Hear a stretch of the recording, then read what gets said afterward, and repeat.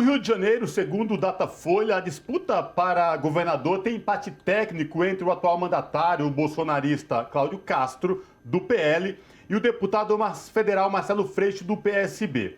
Freixo tem apoio do ex-presidente Lula, do PT, que lidera as pesquisas de intenção de voto para a presidência agora em outubro. Sobre essa questão, nós conversamos agora com Gilberto Carvalho, que foi ministro no governo da presidenta Dilma Rousseff. Boa noite, ministro Gilberto Carvalho. Prazer falar com o senhor. Seja muito bem-vindo. Tudo bem? Tudo bem, o prazer é todo meu. Estou aqui no Rio de Janeiro, depois de uma noite belíssima que nós tivemos ontem, com um ato maravilhoso lá na Cinelândia. E a gente está muito animado aí com a adesão do povo à nossa campanha. Maravilha. E as imagens que circulam nas redes sociais, na internet, são fantásticas, muito impressionantes. Mas, ministro, eu queria tocar nesse... Já que estamos falando do Rio de Janeiro, o senhor está aí, foi participar do ato na Cinelândia, que teve a presença do ex-presidente Lula, dessa questão eleitoral aí para governador do estado do Rio, empate técnico entre o atual governador Cláudio Castro, do PL, e o deputado federal Marcelo Freixo, né, que está lá no... se caminha para isso mesmo entre esses dois candidatos, ministro? Olha, eu acho ainda cedo para a gente ter uma definição clara. A campanha, nós estamos ainda na pré-campanha. O Rio de Janeiro é um estado muito peculiar. Nós tivemos, por exemplo, numa das eleições passadas, o Witzel, por exemplo, ganhou a eleição numa reta final. É muito difícil a gente ter certezas. De todo modo, nós estamos aqui perfilados, o presidente Lula apoiando o candidato Marcelo Freixo e apoiando também o nosso André Siciliano como candidato a senador. Essa é a nossa definição nesse momento. Há também outros candidatos que de alguma forma apoiam o presidente Lula, como é o Rodrigo Neves, como é o Marcelo Santa Cruz, mas, digamos assim, nesse momento a largada foi dada ontem à noite com o apoio do presidente Lula ao Marcelo Freixo e esperamos que ele possa vencer as eleições. Rio de Janeiro, vocês sabem, talvez é de todo o país, a demonstração mais clara do que significa o desgoverno, tanto do ponto de vista federal como estadual. As consequências da ausência do Estado são clamorosas aqui no Rio. Por isso, a importância que nós estamos dando para a eleição aqui no Estado. Ministro, realmente essa situação que você coloca da segurança pública no Rio de Janeiro é bastante específica.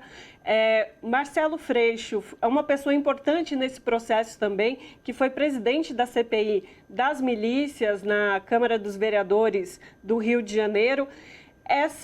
Esse local que ele se encontra hoje nas pesquisas, se colocando em empate técnico, isso demonstra um cansaço da população carioca com essa relação às milícias e quiçá, com os governantes e parlamentares que possivelmente também têm relação com essas milícias?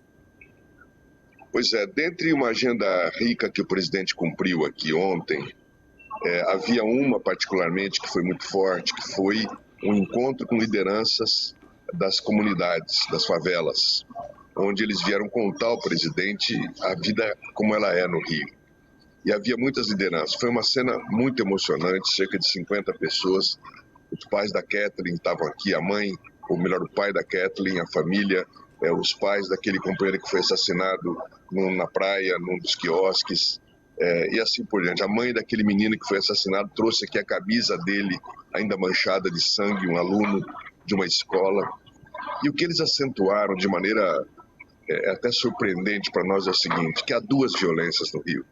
Há a violência da bala, que de fato atinge sobretudo a população negra da periferia, pobre e negra da periferia, mas também a violência da fome. Segundo eles, tão clamorosa quanto a outra, embora não dê notícia em jornal.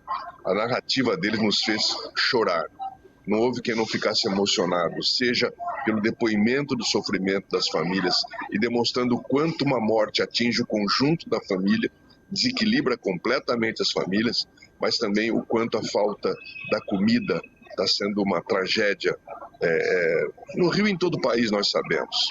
Então, de fato, há uma saturação, há um não suportar mais da situação da vida aqui no Rio, né? E eu insisto, é a violência da bala, é a violência da fome. E o Freixo se coloca, de fato, como uma pessoa muito especial para enfrentar essa questão, pela sua história, pela sua sensibilidade. E nós temos que fazer uma campanha agora que consiga popularizar o nome dele, para que as pessoas acreditem que há uma descrença na política também. O Rio sofreu demais. O que teve de governador preso aqui é brincadeira. Então, descrédito na política que fez eleger o Bolsonaro e o Itzel da última vez mostram que é preciso mudar esse caminho. Então, nós estamos muito empenhados e há uma grande esperança ao mesmo tempo. É muito comovente. As pessoas se dirigiam ao Lula e ao próprio Freixo, mostrando a sua última esperança. Então, é disso que se trata. É uma eleição muito especial para o Rio de Janeiro. E à noite ficou evidente, né, aquela praça é uma praça mágica ali na Candelária, na Cinelândia, né?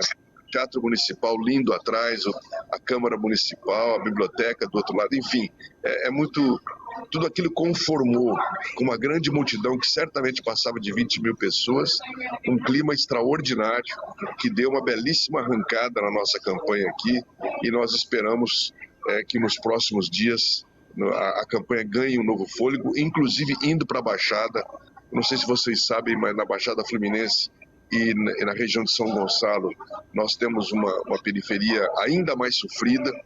Então nós precisamos trabalhar nessa Baixada, dialogar com os nossos companheiros e irmãos neopentecostais, mostrar a identidade entre o nosso projeto, ao contrário do que se tenta fazer nas fake news, mostrar que há uma identidade do projeto do presidente Lula e do PT e da Frente pela Justiça, pela Igualdade, com os princípios evangélicos. Enfim, há muito trabalho a ser feito aqui. E, ministro, você tocou num ponto muito importante do estado do Rio de Janeiro, como ele foi maltratado ao longo dos anos por infinitos governadores aí, como o senhor bem falou, assim, muitos, inclusive, sendo presos, né?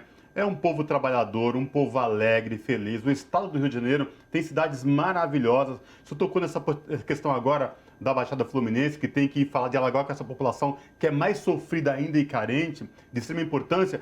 Mas eu queria que o senhor trouxesse para a gente como é que foi, o senhor esteve aí, o senhor está no Rio de Janeiro, como é que foi esse ato na Cinelândia? Porque as imagens que a gente tem, que estão na internet, de muita gente alegre, que fez questão de ir até a Cinelândia para mostrar que o Rio de Janeiro é possível, tem jeito. Eu queria que o senhor trouxesse esse relato para a gente.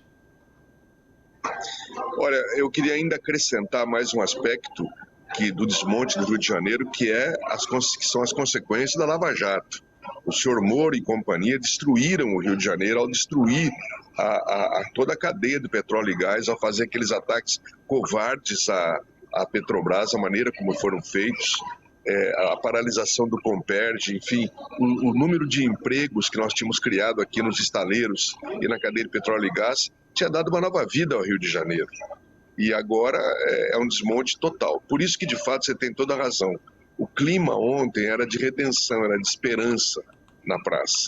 Nós vimos aquela praça enchendo rapidamente, não cabia, era difícil de andar ali por dentro da praça, muita juventude, um entusiasmo enorme, né, uma esperança depositada de maneira impressionante no presidente Lula e no Freixo, o que nos enche de responsabilidade. Eu queria comentar com vocês, aliás, que por onde o presidente Lula tem andado, Nordeste, Sul, por todo lado, a adesão, a crença, quase que o Lula tratado como um mito da esperança, cresce de maneira exponencial.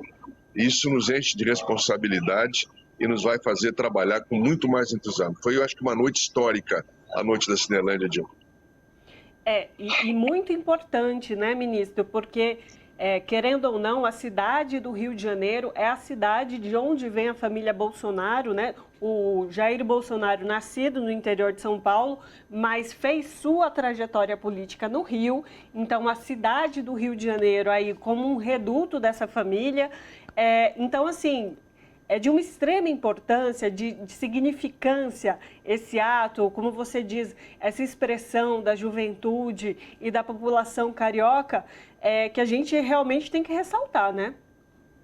Não, sem dúvida nenhuma. Você tem toda a razão. O bolsonarismo é forte no Rio de Janeiro, ele é enraizado aqui como tem uma raiz em todo o Brasil, infelizmente. Nós sempre temos dito, Bolsonaro vai ser derrotado, mas o bolsonarismo ficará. Há um trabalho cultural, político e social a ser feito em relação a isso. Que o fenômeno do bolsonarismo vai além da questão política, ele se enraiza culturalmente nessa divisão da sociedade, nesse ódio, na questão do armamentismo e assim por diante. Então, vencer as eleições no Rio tem um significado e uma importância fundamental para nós, para a gente poder vencer e vencer bem e termos força política para devolver o Bolsonaro para de onde ele nunca devia ter saído, como diz o povo. O senhor falou desse ato na Cinelândia, muito importante, né? E das reuniões do ex-presidente Lula e dos pré-candidatos aí, Marcelo Freixo, deputados, enfim, com outras pautas sociais. Como é que foi essas agendas? Com quem ele se reuniu de fato? E outra pergunta importante, ministro, como é que o senhor viu, analisou aí o papel da juventude no ato na Cinelândia, essa juventude que é tão massacrada por falta de políticas e de oportunidades? Foi uma agenda muito rica, pautada por uma diversidade importante. O presidente Lula se reuniu primeiro com intelectuais e reitores das universidades do Rio, que estão sem recursos. As universidades as federais podem fechar as portas em agosto, porque não tem como pagar sequer a luz e a água. É um desmonte, é um desmando assustador. Depois, ontem tivemos de manhã essa agenda que eu mencionei com as comunidades, que foi, como eu disse, muito forte, muito emocionante e muito motivadora. É por isso que nós temos que vencer as eleições, não é por vaidade não, é para acabar com esse sofrimento, para tirar a morte e a fome do mapa. Depois ele ainda recebeu uma série de pessoas, lideranças políticas aqui do Rio, e à noite houve esse ato. E, de fato, a predominância da juventude nos deixou muito felizes. Havia uma juventude absolutamente entusiasmada, e não é uma juventude partidária, não. É uma juventude muito mais ampla do que essa juventude partidária, que naturalmente estava também presente, evidentemente, mas é um sinal para nós de que é possível, de fato, construir uma nova cultura e um novo padrão de relacionamento dentro da nossa sociedade, de fraternidade, de generosidade, de solidariedade. Tá certo, então falamos com Gilberto Carvalho, ex-ministro do governo de Dilma Rousseff.